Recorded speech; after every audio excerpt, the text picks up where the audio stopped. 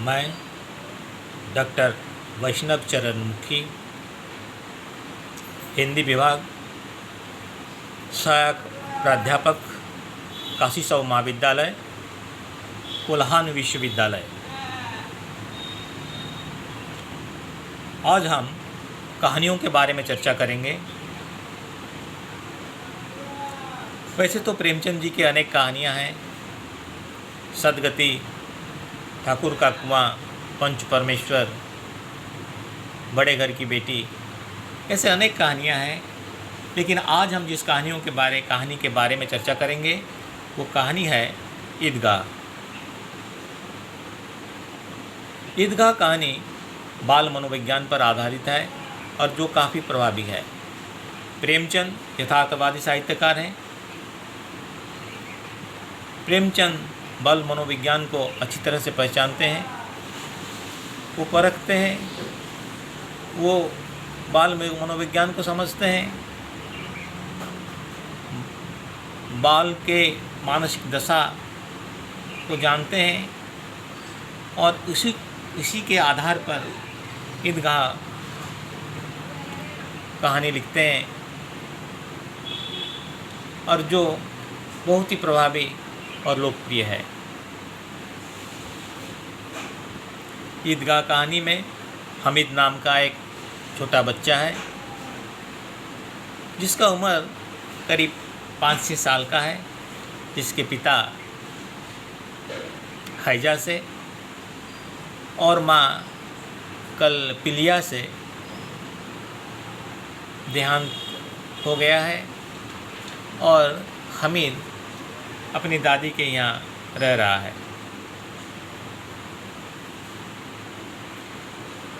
ईद का समय है, ईद आई है बरसों बाद। गांव के चारों तरफ चहल पहल छा गया है। कोई अपनी कमीज़ में बटन लगा रहा है, कोई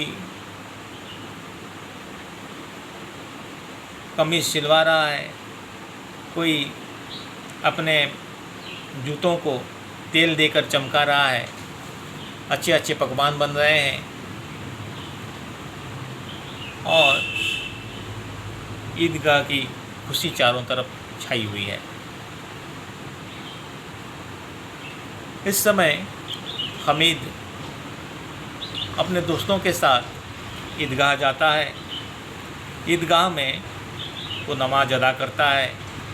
ईदगाह काफ़ी दूर है और नमाज अदा करने के बाद वहाँ लगे हुए मेले में जाता है और मेले में उनके दोस्त, जितने भी दोस्त गए हैं, ये सब अपने अपने पसंद के, अपने अपने रुचि के अनुसार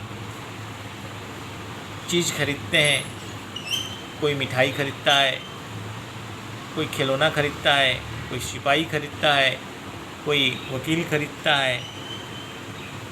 लेकिन हमीद एक चिमटा खरीदता है जो उसके दादी के लिए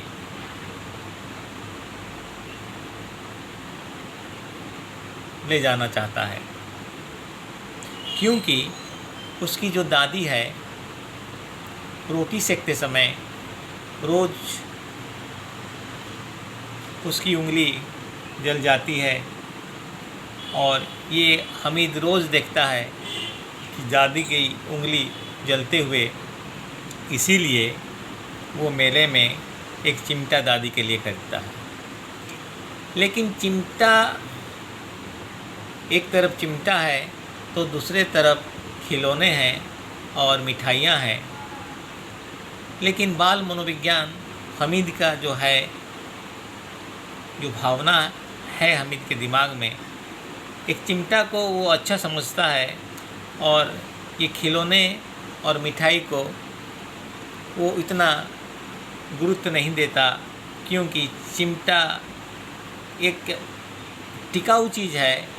जैसे सिपाही, वकील, खिलौने और मिठाई ये टूट जाएंगे, खा दिए तो ख़त्म हो गया, लेकिन चिमटा रह जाएगा क्योंकि ये लोहा का बना हुआ है, उल्टा पकड़ो तो बंदूक बन जाता है और सीधा पकड़ो तो साधु का चिमटा बन जाएगा।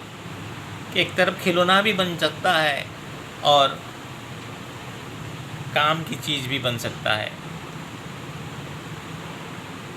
और उधर दादी की उंगली जलने से भी बचा जा सकता है, इसीलिए वो चिमटा को अच्छा समझता है और सारी चीज़ों को वो नकार कर चिमटा ही खरीदता है। जैसे वो चिमटा लेकर घर आता है, दादी पहले पहल गुस्सा दिखाती है, लेकिन बाद में वो हामिद को गले लगा लेती है। दादी की गुस्सा इसीलिए है कि मेले में जाते हैं लोग कुछ अच्छा खरीदने के लिए, अपने मनोरंजन के लिए, अपने खान पान करने के लिए, लेकिन ये लड़का एक चिमटा क्यों खरीद के लाया। लेकिन बाद में जब दादी को समझ में आती है कि चिमटा से उसके उंगली जलने का जो दर्द, जो फिक्र था, इसी के कारण वो चिमटा लेकर आया है, तो दादी बहुत खुश होती है और हामिद को गले लगा लेती है। ये है ईदगाह कहानी का सारांश। ईदगाह कहानी सारी कहानियों से एक अलग कहानी है। ये मनोविज्ञान पर आधारित है और इस कहानी यथार्थवाद पर आधारित है। प्रेमचंद यथार्थवाद को दर्शाना चाहते हैं। वो एक कमज़ोर पक्ष, महिला, शिशु, बालक, अछूत,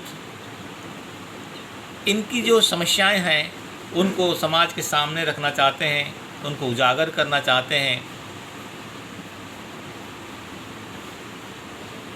जो अवहेलना है हमारे समाज में